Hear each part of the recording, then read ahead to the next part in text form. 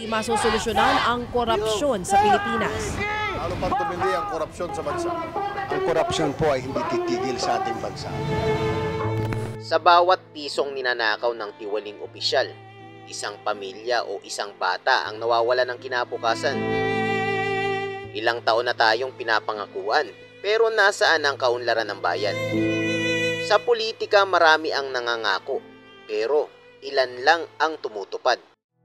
Oras na para sa pamamahalang para sa bayan, hindi para sa bulsa, habang ang iba ay nangangako pa lang.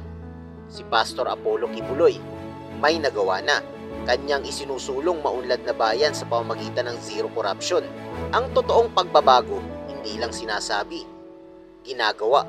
Kung boboto ka ngayong eleksyon, dun ka na sa may nagawa na at may resulta. Kay Pastor Apollo C. Kibuloy, ayusin natin ang Pilipinas. Huwag ang sariling bulsa. Pastor Apollo C. Kibuloy, number 53 sa balota. Zero corruption, tapat na aksyon.